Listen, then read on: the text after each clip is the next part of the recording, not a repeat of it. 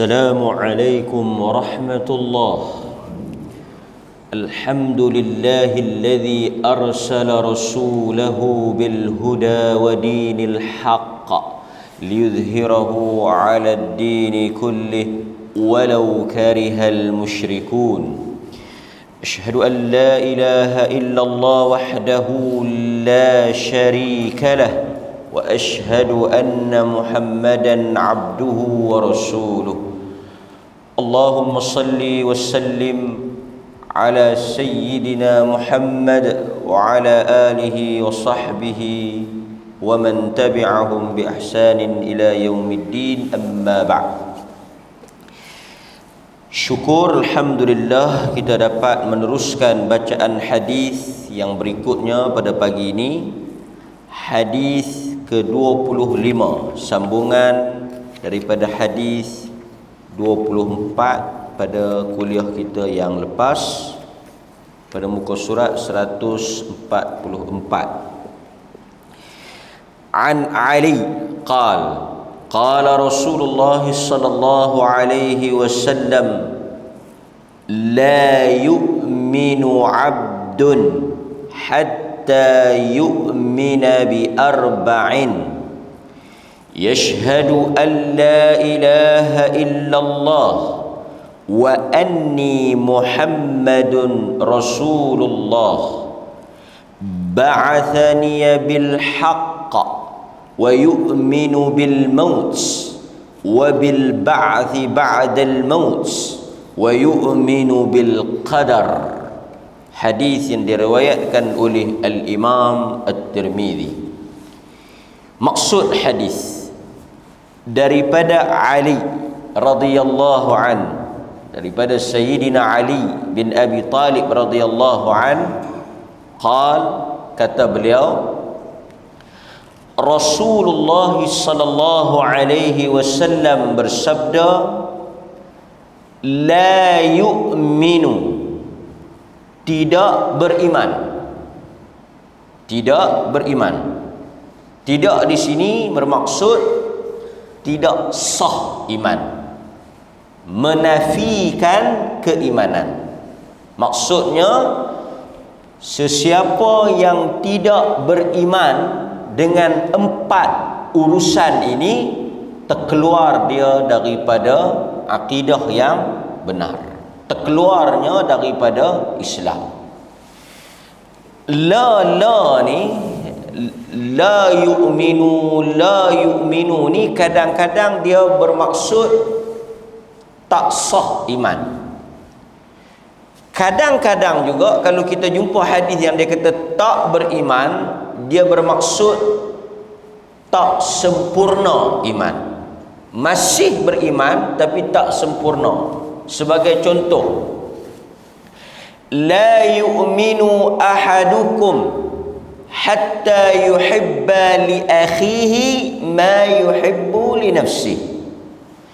Tidak beriman seseorang yang tidak mencintai saudaranya seperti mana dia mencintai dirinya.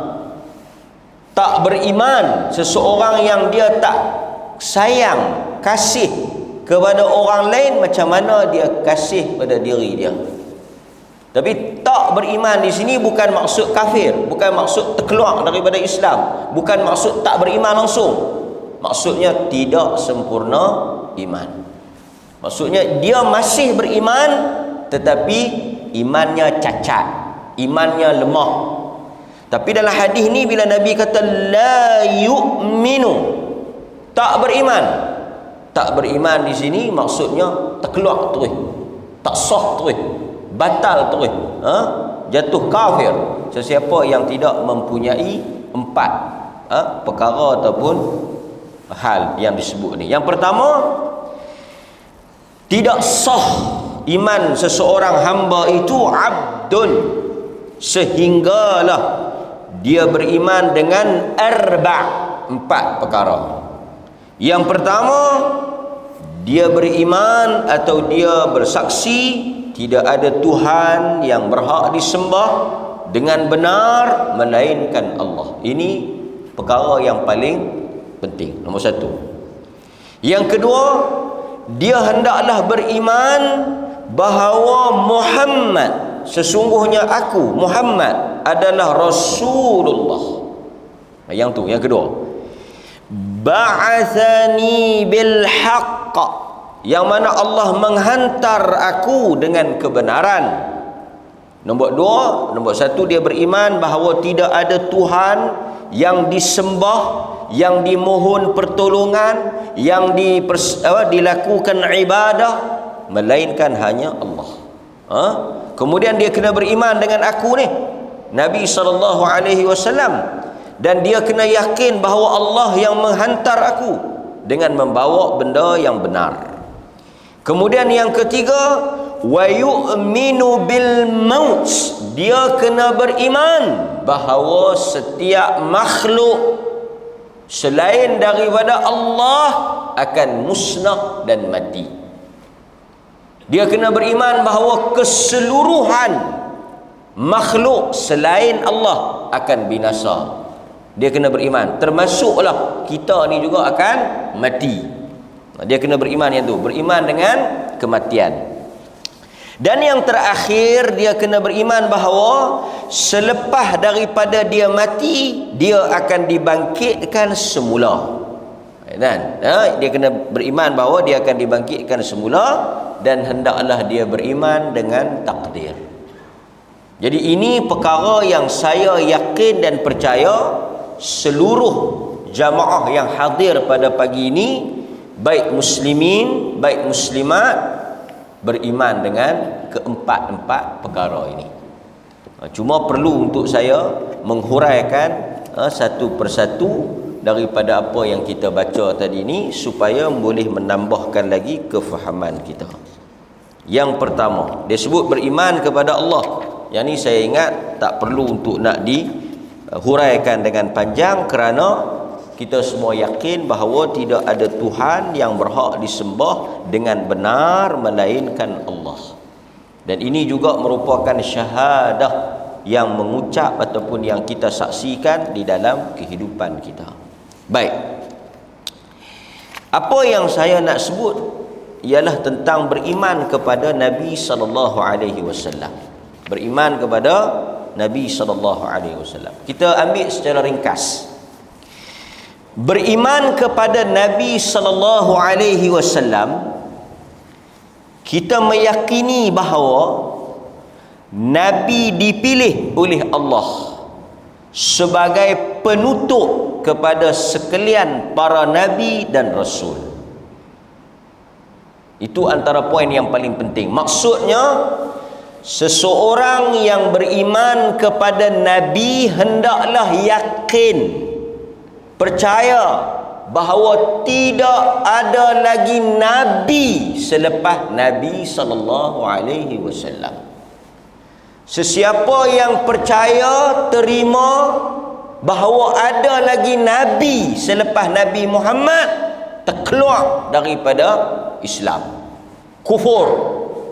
Seperti yang berlaku kepada ajaran Qadiani. Pernah dengar? Qadiani, yang dibawa oleh seorang tokoh daripada Pakistan, Mirza Ghulam Ahmad. Dan ajaran ini wujud di Malaysia, dan pernah juga ada di Perlis ajaran Qadiani. Mirza Ghulam Ahmad, yang dia mengaku dia juga ialah Nabi. Juga pernah ada dan wujud di Malaysia ajaran Kaha. Pernah dengar Kaha? Kaha Abdul Jalal. Kaha juga mengaku menjadi Rasul. Di Selangor ditangkap dan didakwa oleh Jais. Kaha, dia juga mengaku sebagai Rasul Melayu. Kaha yang kahak. Apabila orang tanya dia, macam mana awak boleh jadi Rasul? Dia kata, awak tak baca Yasin? Innaka laminal mursalin. Sesungguhnya engkau, wahai Kaha, adalah daripada kalangan Rasul. Jam. Dia pergi tafsir ikut suka hati dia. maka dia jadi, lepas dah dibicarakan, dia takut kot macam mana ke, dia pun mengisytiharkan untuk meletak jawatan sebagai rasul. Benda ini direkodkan, ada dalam catatan-catatan ni lah kan, yang kita semua boleh baca. Sebelum daripada itu, kita pernah mendengar tentang Musailamah, orang yang mengaku menjadi rasul selepas daripada Nabi SAW. Banyaklah yang mengaku yang jadi Nabi ni kan, yang mengaku menerima wahyu kan. Kata dia dilantik bukan sahaja daripada kalangan lelaki, ada juga daripada kalangan wanita. Jangan engkau pandang aku sebelah mata hanya kerana aku seorang wanita kan. Anita Sarawak dah menyanyi awal dah. Nak bagi tahu kata apa? Kalau laki boleh jadi nabi, perempuan apalah kurangnya? Kami pun jadi nabi kan. Jadi kita beriman bahawa tak ada lagi nabi selepas daripada Nabi SAW. Maksudnya apa? Syariat agama, ajaran yang terakhir ialah ajaran Nabi Muhammad. Sebab itu sesiapa yang mendakwa dia ada syariat lain, Nabi kata semayang Jumaat wajib, dia tak mai semayang Jumaat. Kita tanya apa siapa hang tak mai semayang Jumaat? Sebab aku telah mendapat ajaran baru yang mengatakan Jumaat ni tak wajib. Tok guru aku kata tak wajib. Hang dengan tok guru hang semua terkeluar daripada akidah yang benar. Bulan puasa Nabi Muhammad kata wajib, pok dia tak puasa. Kita tanya apa siapa? Tok guru kami kata puasa ni tak wajib, wajib hanya pada orang yang syariat, tak wajib pada orang hakikat dan makrifat. Yang ni semua yang tuan-tuan dengar yang penin ni, yang terlebih ketum ni terkeluar. Mudah fahamnya macam tu. Pasal duk mai macam-macam penin. Pelik saja kan, ajaran-ajaran yang pelik mendakwa berbeza dengan apa yang dibawa oleh Nabi, maka itu bukan ajaran yang benar dan ajaran yang sahih, dan dia terkeluar daripada ajaran yang dibawa oleh Nabi SAW. Baginda adalah makhluk, yang ni semua kita sepakat, baginda ialah makhluk yang paling afdal, yang paling terbaik, yang paling memahami agama, dan amalan yang dilakukannya ialah amalan yang paling diradai dan disukai oleh Allah Subhanahu wa taala. Baginda tidak bercakap melainkan apa yang diwahyukan. Baginda tidak bercakap berdasarkan nafsu. Nabi dihantar kepada seluruh makhluk, jin, manusia, dan tidak ada orang yang boleh keluar daripada syariat Nabi SAW. Nampak? Itu secara mudah. Baik. Hadirin mukminin, apa yang saya nak sebut juga pada tuan-tuan, kalau kita nak tengok sikit beriman kepada Nabi ini, apabila kita beriman dengan Nabi SAW, hendaklah kita menerima bahawa sahabat yang paling afdal selepas daripada Nabi ialah Abu Bakar As-Siddiq, Umar Al-Khattab, Uthman Ibn Affan, Ali bin Abi Talib, dan 10 orang sahabat yang dijamin syurga. Isteri-isteri Nabi ialah ibu kepada kita orang-orang beriman. Haram menyebut dan menghina isteri-isteri Nabi. Mereka akan berada di dalam syurga bersama dengan Nabi SAW. Itu antara keimanan kita kepada isteri-isteri Nabi SAW. Dan kita ni tuan-tuan, saya nak sebut juga, jangan jadi perangai seperti mana orang-orang Yahudi. Orang-orang Yahudi ni, perangai dia yang paling buruk sekali ialah mereka beriman. Beriman ni maksudnya mereka percaya bahawa adanya Nabi akhir zaman. Malangnya apa? Bila Nabi ni mai, bila Nabi yang dijanjikan itu muncul, mereka tak percaya. Tapi mereka tahu apa yang disebut di dalam Al-Quran. Mereka tahu, mereka kenal. alladzina atainahumul kitab ya'rifunahu kama ya'rifuna abna'ahum. Orang-orang yang kami berikan kitab, yakni Yahudi, Kristian, mereka kenal Nabi ni lebih daripada mereka kenal anak mereka. Tapi bila Nabi tu mai, mereka tolak. Yang ni yang kita tak mau. Mengaku, menyebut, kata beriman, mencintai Nabi, tetapi bila sampai kepada ajaran Nabi, Yahudi tak mau. Yahudi tak mau. Sebab itu kalau kita tengok di kalangan ulama-ulama sejarah menyebut bahawa Yahudi pergi duduk di Madinah kerana di dalam kitab mereka sebut Nabi akan keluar di Madinah. Itu punca kenapa mereka duduk di Madinah. Sebab apa Yahudi pergi beramai-ramai duduk di Madinah? Kerana mereka tahu kata Nabi akan muncul di Madinah. Mereka dah tahu dah. Mereka dah tahu dah kata Nabi yang mai ni nak akan muncul, akan ada di Madinah. Sebab itu mereka pergi duduk di Madinah. Tapi malangnya apa yang berlaku ialah bila Nabi itu betul-betul muncul di Madinah, mereka orang yang paling kuat melawan Nabi SAW. Semua mereka tahu tentang bahawa Nabi yang akhir zaman akan berada di Madinah, berhijrah daripada Mekah. Semua mereka tahu. Riwayat-riwayat ini disebut di dalam kitab. Falamma ja'ahum ma'arafu kafaru bih. Apabila Nabi itu datang kepada mereka dan mereka mengenali diri Nabi tersebut seperti mana yang mereka telah diberitahu, mereka telah kufur kepadanya. Nampak? Ini yang kita bimbang. Okey? Baik. Hadirin mukminin, berikutnya apa yang disebut beriman kepada kematian. Beriman kepada kematian. Baik, kita tengok sikit.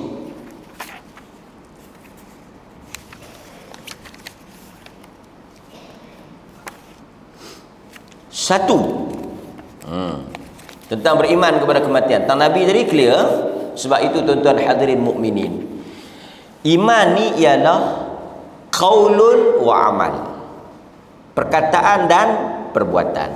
Menyebut, mencintai, mengakui, beriman hanya dari sudut qaulun, kata-kata, tidak lagi cukup. Dia mesti amal. Dia mesti dibuktikan dengan tindak tanduk.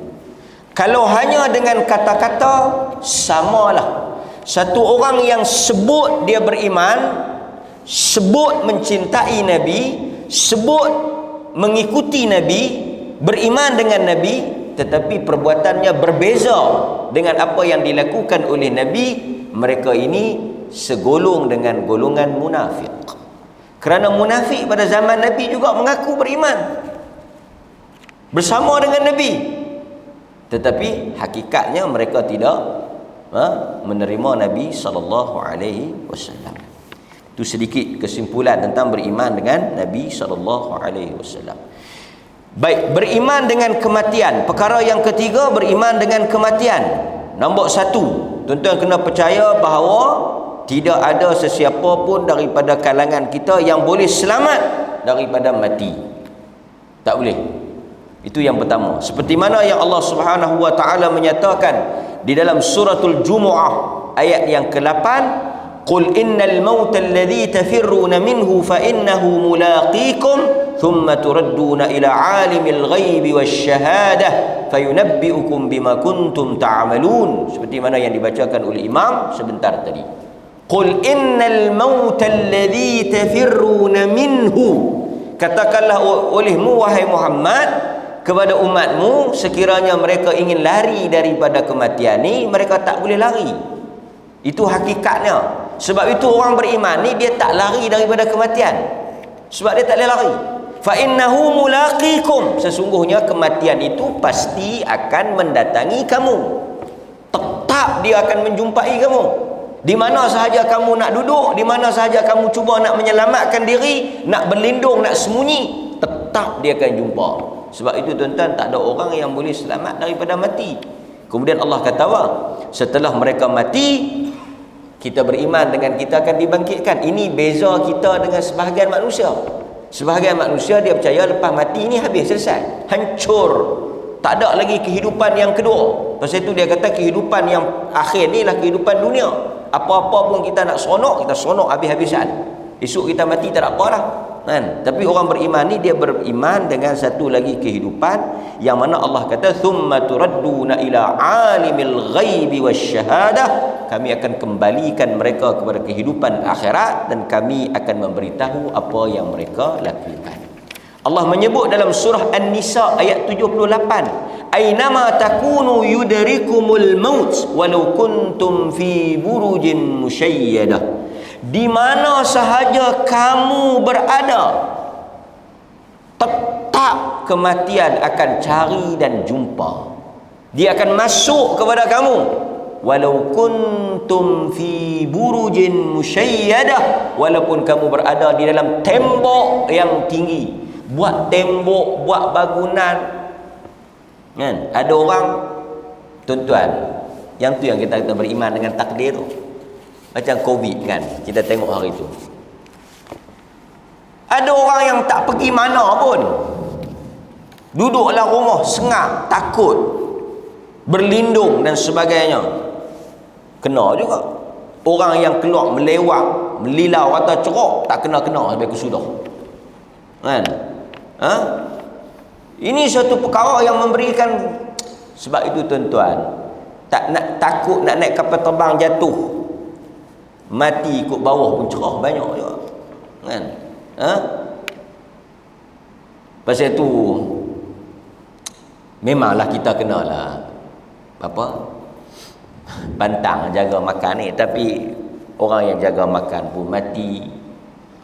Bahkan banyak lagi orang yang jaga makan ni lebih mati banyak daripada orang yang tak jaga. Setengah-setengah orang tak jaga tu tak mati-mati lagi, orang yang jaga tu mati banyak. Dan banyak juga yang kita dengar orang yang mati ni di mana? Ketika sedang bersukan pun mati juga. Banyak juga orang yang mati mengejut tengah duduk bersukan ni, tengah duduk bersukan, bukan tengah tidur, makan tidur lalu kita ni kan? Ya kalau kita ni mati pada mati di mana? Mati di kedai makan. Jarang kita dengar orang mati di kedai makan ni, tapi ada kita dengar mati di padang golf, mati di gym, mati tengah main bola sepak, mati tengah main badminton. Banyak tu, semua tu kira aktiviti sihat. Bukanlah saya nak kata tuan-tuan tak biar bersukan.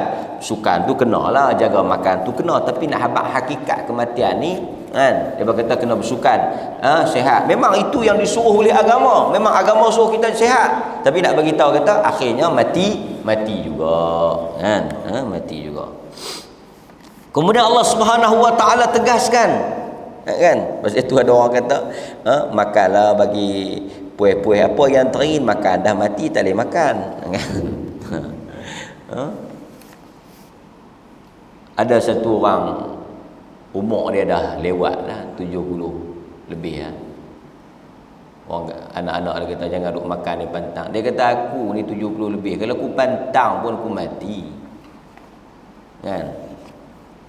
Bebek aku mati dalam keadaan puih lah kan, boleh makan ni. Aku duk pantang ni 70 ni memang umur nak mati. Kalau 30 40 ni pantang tu munasabah. 70 80 ni adalah kot sehari 2 hari lagi empat duk suruh aku pantang mai pantang bi kan, mati lagi dah kan. Kurang-kurangnya mati tu puih jugalah kan, kena suk perut lemak semangkuk kan, tibai pula kaki kambing malam, orang abang tak ada pejam rapat kan. Biar puih hati lu tu daripada jangan lemak gula tinggi tu, garam tinggi tu kan, teringin ni mati. Yang tu pejam tak rapat. Allah Subhanahu wa taala kata wa ma ja'alna li basharin min qablikal khuld, Al-Anbiya ayat 34, dan kami tidak menjadikan seseorang pun sebelum daripadamu wahai Muhammad kekal. Tak ada. Sebelum daripada Nabi tak ada siapa yang kekal. Allah nak menegaskan bahawa tidak ada manusia sebelum engkau wahai Muhammad yang hidup kekal. Kalau sebelum engkau pun tak ada yang kekal, engkau dan yang selepas daripada engkau pun tak akan kekal. Itu apa yang disebut. Kemudian Allah menyatakan dalam surah Ar-Rahman yang selalu kita baca, kullu man 'alaiha fan. Setiap apa yang ada di atas muka bumi ini akan binasa. Diri kita, harta benda kita, anak pinak kita, rumah tangga kita, keluarga kita, semua kullu 'alaiha fan. Quran kata kullu man 'alaiha fan. Pasal itu tuan-tuan, kita beriman bahawa sebab itu untuk menghilangkan rasa cinta kasih kepada dunia ini ialah dengan menyedari hakikat bahawa tidak ada yang kekal. Tak ada yang kekal, kan? Setiap perkara yang atas muka bumi ni akan musnah. Yang muda akan jadi tua. Dia tak boleh tolak hakikat tu. Yang sihat akan sakit. Dan setiap benda akan ada expired date. Ada satu perkara berlaku. Satu orang dia dapat satu makanan. Makanan yang orang deko elok lah. Saya tak ingat apa dia, kek ke apa. Elok. Sayang nak makan. Pasal elok sangat dia buat tu, sayang nak makan.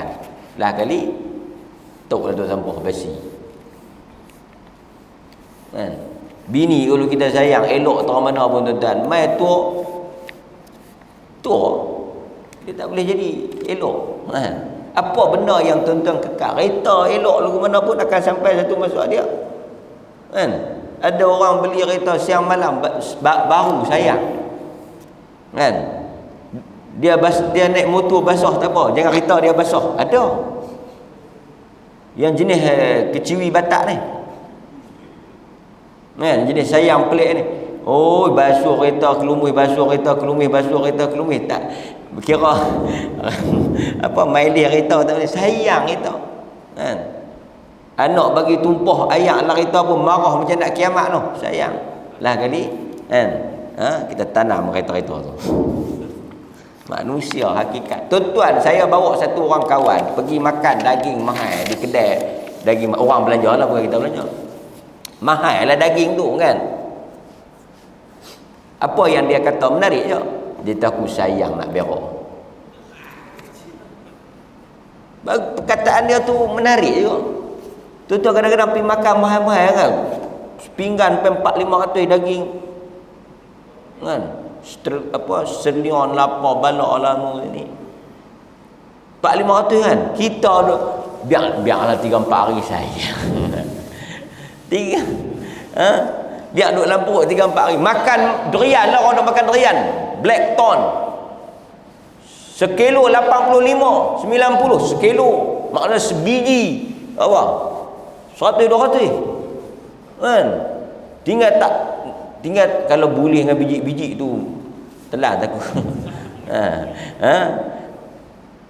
Sayang, kira makan luluk pelan-pelan kan, nak menikmati betul sampai 200-300 ringgit sebiji.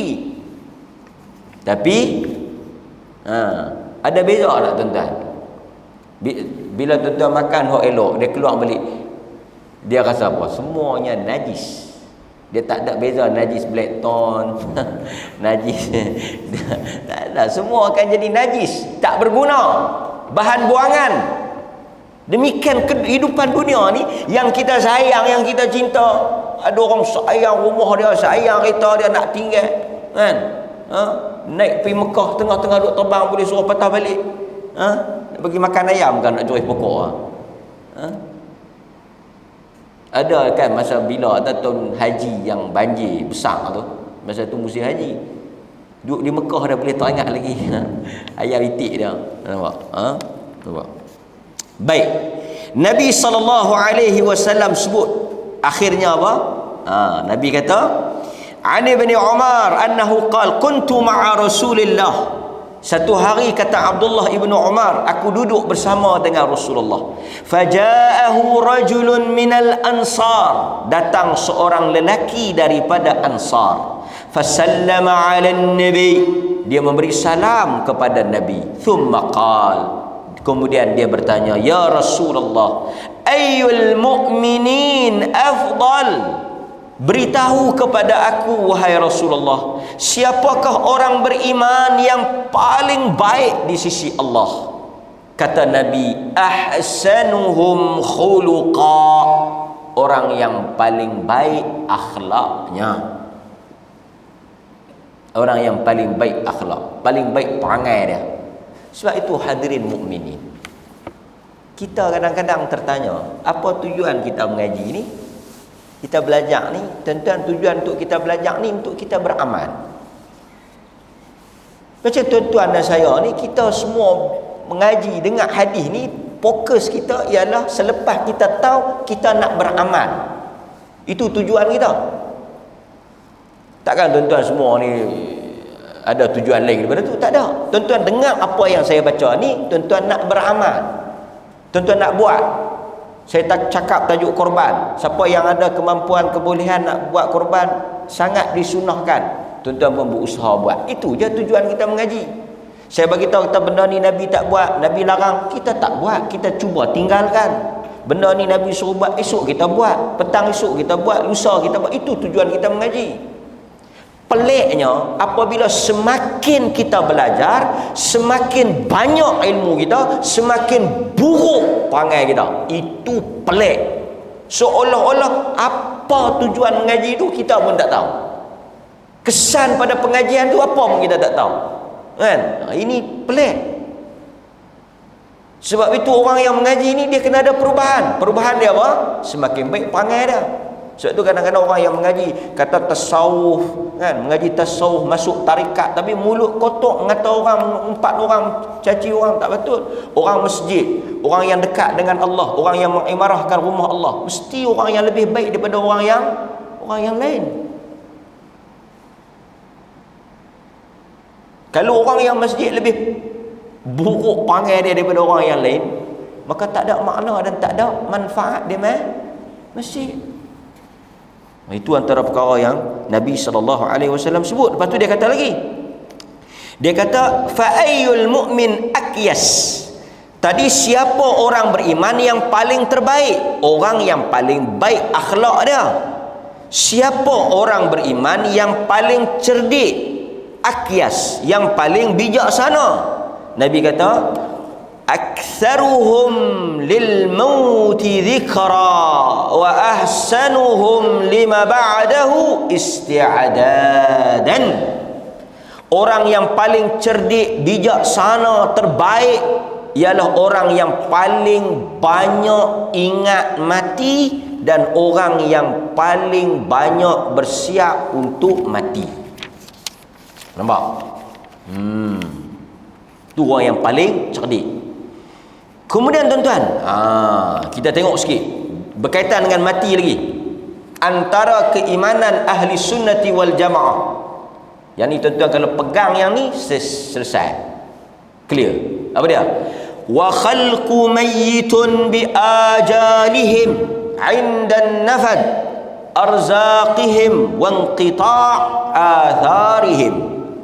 Di sisi ahli sunnah, nombor satu, setiap makhluk akan mati. Tu. Dan setiap makhluk mempunyai tempoh masa masing-masing. Ajalihim. Setiap tuan-tuan ni ada tempoh. Tak akan lambat dan tak akan cepat. Inda nafadi arzaqihim. Dan apabila sampai ajal mereka, rezeki telah selesai dan amalan telah tamat. Maksudnya apa? Tuan-tuan kena beriman, bila tuan-tuan mati, nombor satu, rezeki tuan-tuan telah selesai. Allah dah bagi habis dah. Kalau tuan-tuan patut dapat 1 juta, tuan-tuan semua 1 juta tu dah dapat. Contoh. Maksudnya tuan-tuan hidup ni, selagi mana ada kehidupan, tuan-tuan ada rezeki. Jangan takut. Selagi hayat dikandung badan ada rezeki. Bila tuan-tuan akan mati, jangan bimbang. Bila rezeki dah selesai, tuan-tuan akan mati. Sebab itu kalau benda yang tuan-tuan tak dapat, tuan-tuan tak akan miliki, tuan-tuan tak akan dapatlah sampai mati. Tapi kalau benda itu ditulis untuk tuan-tuan, maka tuan-tuan akan dapat sebelum mati. Kerana satu orang tak akan mati sehingga dia mendapat apa yang telah ditetapkan untuk dia. Jadi bila kita tahu benda-benda yang macam tu, kita tak susah hati. Kita tak susah hati. Pasal orang buat macam mana pun, kalau kata kita punya, kita akan dapat. Tapi kalau kita pulun macam mana pun, kalau tak dapat sampai ke sudah tak dapat. Buktinya Allah menyebut di dalam surah Al-A'raf ayat 34, walikulli ummatin ajal, setiap umat itu ada tempoh waktu yang telah ditentukan. Fa idza jaa ajaluhum la yastakhiruna as-sa'ah wa la yastaqdimun. Apabila telah sampai ajal, masa, tempoh waktu yang telah ditetapkan, dia tidak akan lambat walaupun sesaat, dan dia tidak akan cepat walaupun sesaat. Tuan-tuan jangan susah hati. Malaikat tak akan silap tarikh. Dia main-main tengok nama apa? Dia kata nama Seman bin Husin. Husin bin Seman. Ui, Husin bin Seman, hari ni berapa bulan? Oh, hari ni dia kata 24. Allah. Awak patut 28. Tak maaf. Dia tak main dia kata. Dia main tu on time. Kan? On time. Kemudian Allah Subhanahu wa taala juga sebut. Tengok. Di dalam Al-Quran Allah kata apa? Wa ma kana li nafsin, Ali Imran ayat 145. Wa ma kana li nafsin an tamuta illa bi idznillah kitaban muajjala. Setiap yang bernyawa tidak akan mati melainkan dengan ketentuan dan keizinan Allah. Wa may yurid thawab ad-dunya nu'tihi minha wa may yurid thawab al-akhirah nu'tihi minha wa sanajzi asy-syakirin. Dalam hadis yang lain Nabi kata apa? Allah Azza wa Jalla telah tulis tempat kita mati, sehingga apabila satu orang tu akan mati di satu tempat, Allah akan menjadikan satu sebab untuk dia pergi ke tempat itu, untuk dia mati di situ. Di dalam Al-Quran Allah menyatakan bahawa setiap manusia ni telah ditentukan tempat dan masa. Cuma kadang-kadang kita tak terfikir macam mana kita nak mati di situ. Satu orang mungkin duduk di Perlis, tapi tempat mati dia di Kuala Lumpur, dia tak terfikir macam mana dia nak pergi situ. Kan? Boleh saja. Dia sakit di Perlis, hospital Perlis tak boleh nak rawat, hantar pergi Kuala Lumpur. Hantar di Kuala Lumpur, sebelum sampai di hospital dia mati. Pasal apa? Pasal ajal dia telah ditetapkan di Kuala Lumpur. Jadi tuan-tuan jangan susah hati. Jangan dia kata aku tak mau pergi mana-mana, aku takut lagi pergi mati.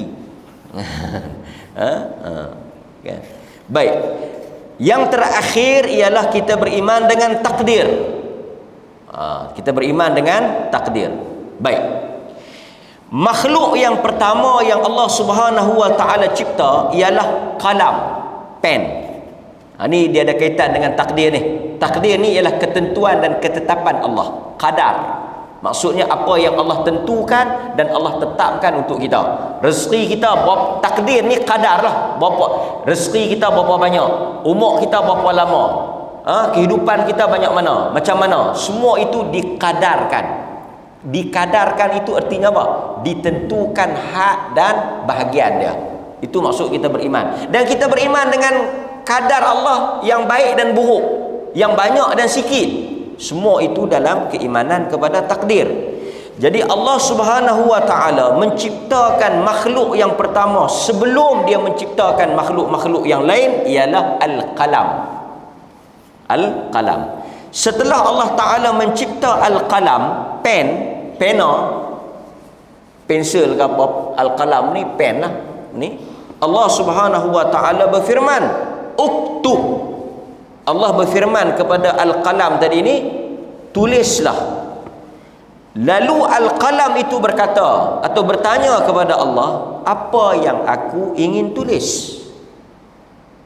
Allah kata uktub, tulis. Qalam kata apa yang aku nak tulis? Allah kata tulislah setiap ketentuan, ketetapan yang akan berlaku sehingga hari kiamat. Maksudnya tuan-tuan, benda yang nak berlaku ni telah ditulis ketika al-qalam dicipta. Allah cipta pen, tulis. Pen pun tulis sekian nama kita, tarikh lahir kita, mati kita, rezeki kita, apa semua. Bukan kita saja, keseluruhan makhluk. Ha? 50,000 tahun sebelum Allah menciptakan makhluk-makhluk yang lain. Nampak? Boleh? Inilah apa yang disebut berada di Lauh Mahfuz, yang tercatat di Lauh Mahfuz, kan? Okey. Kesimpulan yang kita boleh buat, tuan-tuan, apa yang berlaku dalam kehidupan kita ni tidak ada yang berlaku secara kebetulan. Tak ada. Kita bahasa kita, mujung hang mai, mujung aku jumpa hang, kebetulan nak jumpa. Itu bahasa kita. Bahasa ni, tuan-tuan, jangan salah faham pula. Kadang-kadang orang kita ni dia lajak lebih. Mujung hang ada, kalau hang tak ada, aku tak tahu nak buat apa. Astagfirullah, astagfirullah. Hang mengucap balik. Kalau aku tak ada pun Allah ada. Betul lah. Bahasa tu, bahasa. Dia panggil lazimal qaul, laisal qaul. Benda yang dia kata tu bukan maksud contoh. Dalam dunia ni, kalau tak ada duit, habis. Kita dengar hang ucap balik. Apa maksud dia? Bukan dia maksud kata dia menafikan Tuhan ke, dia tak percaya kat Tuhan ke. Dalam dunia ni kalau tak ada duit biar. Maksud dia nak kencing pun kena bayar duit. Nak pi mana pun kalau tak ada duit tak boleh. Itu maksud dia. Tapi dia beriman bahawa Allah itu yang menentukan. Pasal itu bahasa ni kadang-kadang sebutan tu apa maksud dia, kita kena faham, dan kita pun faham maksud dia. Bukan dia menafikan Allah, kan? Contoh macam kita kata minta maaf lah tuan-tuan, masa tak mengizinkan. Mengucap balik ustaz, masa tak mengizinkan. Apa masa tu pun maksud masa Allah lah yang menentukan, tapi bahasanya masa tu, kan? Macam kita kata yang baik daripada saya, yang baik daripada Allah, yang buruk daripada saya. Sebenarnya baik dan buruk daripada Allah semua. Allahu khaliqu kulli syai. Allah yang menciptakan segala-galanya. Tapi macam apa kita sadarkan buruk tu kepada kita? Satu, adab lah. Yang kedua, Allah bagi pilihan baik dan buruk. Yang buruk tu kita yang pilih, tapi hakikatnya buruk tu juga daripada Allah. Macam kita pergi doktor operation, kita lega. Terima kasihlah doktor. Saya tak tahulah kalau doktor tak ada. Kalau doktor lain buat saya tak tahulah. Mujur ada doktor. Kita pun puji dah itu. Bukanlah kita kata, bukan kita beriman dia, tapi maksud kita, kepandaian dia, kebolehan dia, itu maksud kita. Tapi akhirnya kita percaya Allah. Jadi bahasa itu, kan? Bahasa tu. Baik. Kemudian kita juga kena tahu bahawa, sebab tu dalam hidup ni tak ada kebetulan. Bercerai, berkahwin, kahwin balik, bercerai pula, kan? Bertukar kerja, bertukar keadaan, semua itu tak ada kebetulan. Semua itu dalam ketentuan Allah Subhanahu wa taala. Dan kita juga kena beriman bahawa sebelum benda tu jadi, Tuhan dah tahu. Satu orang masuk mai curi masjid, Tuhan tahu sebelum dia curi ke Tuhan tahu lepas dia curi? Kalau kita kata Tuhan tahu sebelum dia curi, dia tanya kita, katalah penyamun ni jenis mengaji sikit, kita pun tangkap dia. Siapa hang curi? Allah izin. Macam mana hang tahu kata Allah izin? Saya nak tanya Tok Imam. Masa saya duduk jalan mai tadi, Tok Imam tahu kata saya nak curi? Tak tahu. Tapi Tuhan tahu. Tahu. Tapi saya boleh curi tak? Tuhan dah buat apa-apa tak kat saya? Tetap dia kot no. Saya nak keluar daripada rumah tadi, Tuhan tahu tak kata saya nak main mencuri? Saya selamat dah sampai di masjid? Semua tu siapa yang izin? Allah. Siapa yang tu iman nak lawan keizinan Allah?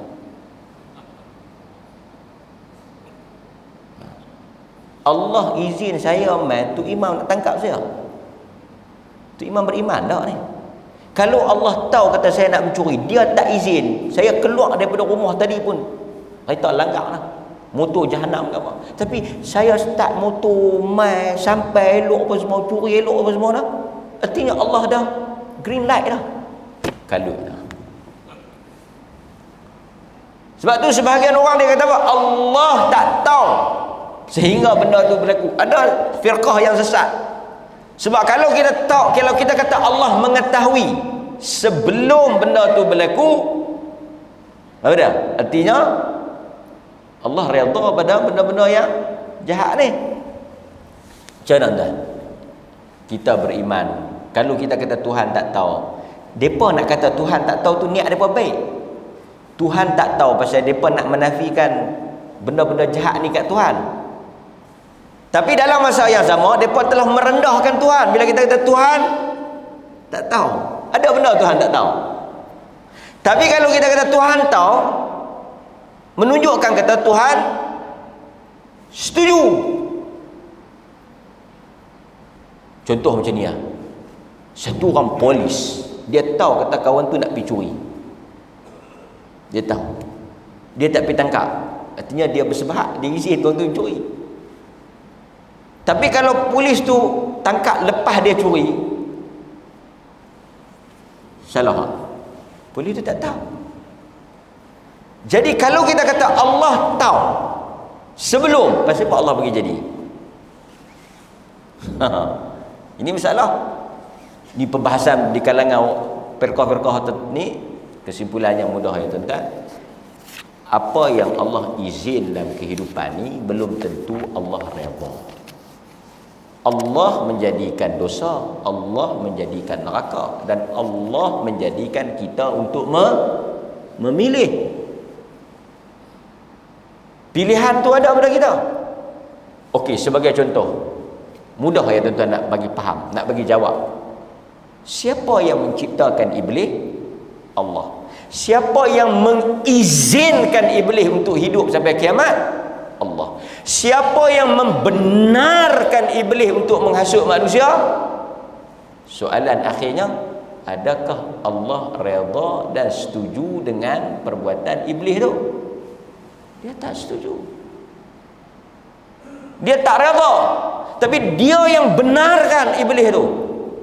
Dia yang izinkan. Iblis minta supaya dia diberikan peluang. Pasal itu kita tak boleh guna alasan jadi tu sebagai hujah. Tuan-tuan pergi jumpa mana-mana kan, pasal orang dalam Islam, benda-benda sihir ni, saya nak sebutlah benda-benda sihir, ilmu hitam, memang Allah izin jadi. Pasal itu zaman Firaun jadi, Allah izin bagi jadi. Tapi adakah Allah Ta'ala redha? Tak. Sebab itu kita kena beza izin dengan redha. Satu orang dia tanya, dekat-dekat nak kahwin ni, dia kata, Ustaz, kalaulah mak saya cari satu pasangan untuk saya kahwin, saya tak berkenan, saya tolak, adakah saya menafikan takdir yang kata jodoh ditentukan? Mak dia kata, hang balik mai, aku dah pilih dah satu jodoh untuk hang. Hang kena beriman, kata ni jodoh hang. Kalau hang tolak, hang tak beriman dengan takdir. Tu dia. Kalut kita. Balik-balik mai tengok tak serok. Kita tak berkenan. Tak kena dengan taste kita. Kena dengan taste pak kita. Macam mana kita nak buat?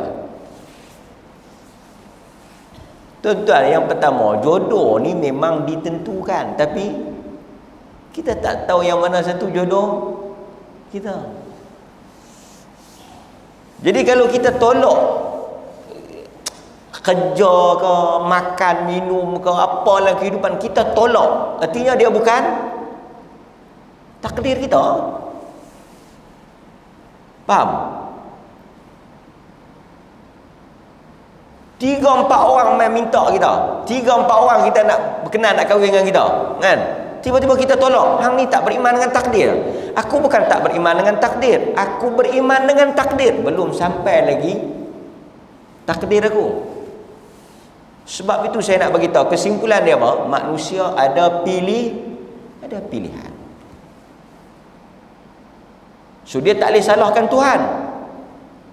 Dia tak boleh salahkan takdir Tuhan. Saya nak sebut yang tu lah. Tak boleh salahkan takdir Tuhan.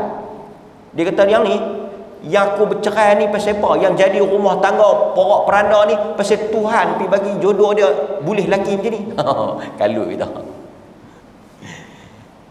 Dia kata yang rumah tangga dia tak elok ni pasal jodoh ni yang Tuhan tentukan ni lah jodoh dia. Nombor satu, yang hampir menikah dengan dia tu siapa suruh? Siapa suruh dia pergi menikah dengan jodoh dia tu? Laki dia tak guna tu. Mak dia kata dia sampai nak terjun, kalau tak bagi menikah dengan jantan tu, dia nak terjun bangunan. Lepas dia dah menikah, boleh jantan tak guna, dia pergi salah Tuhan. Padahal dia yang pilih.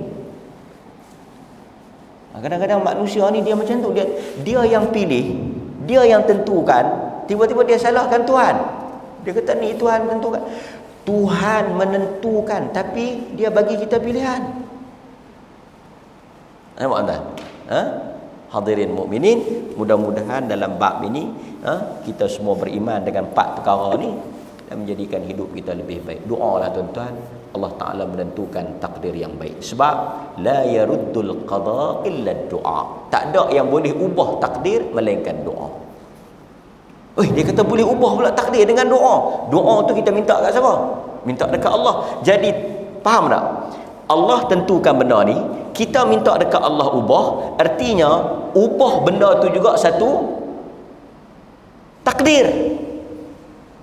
Sebab itu bila Umar tak pergi ke Syam ada tahun, Umar tak pergi ke Syam ada tahun, sahabat kata apa? Abu Ubaidah kata apa? Hang nak lari pada takdir ke? Maksudnya pergi ke Syam, kalau kena, kena, kalau tak kena, tak kena. Tapi bila hang tak pergi, hang nak lari daripada takdir. Apa kata Umar? Aku tak jadi pi ni pun takdir lah. Tuan-tuan faham tak? Umar kata aku tak jadi pi ni pun takdir lah. Sebab apa? Sebab yang tak bagi aku pi ni, yang bagi aku tahu awal kata di sana ada ta'un ni, yang menukar rancangan aku ni pun siapa? Siapa dia kan? Allah juga. Artinya hidup kita ni daripada satu takdir kepada takdir yang lain. Hakikatnya semua yang berlaku ni adalah di bawah takdir. Asalnya Umar nak pergi ke Syam, itu takdir Allah. Umar nak pergi ke Syam, itu Allah tulis. Di tengah jalan Umar dapat tahu kata ada ta'un. Dapat tahu di tengah jalan itu pun takdir Allah. Nampak tak? Kemudian Umar berbelah bagi, nak pi ke tak pi, nak pi ke tak pi. Bincang-bincang Umar kata kita tak payah pi. Umar tak jadi pi tu pun takdir Allah. Balik tu pun takdir Allah. Ada tak tuan-tuan boleh dakwa ada satu benda yang berlaku bukan takdir Allah? Ada? Tak ada. Nampak? Jadi mudah-mudahan tuan-tuan memahami hakikat ini dan kita semua dapat pencerahan yang baik. Aqulu ma sami'tum astaghfirullahal azim li wa lakum wa billahi taufiq wal hidayah. Assalamualaikum warahmatullahi wabarakatuh.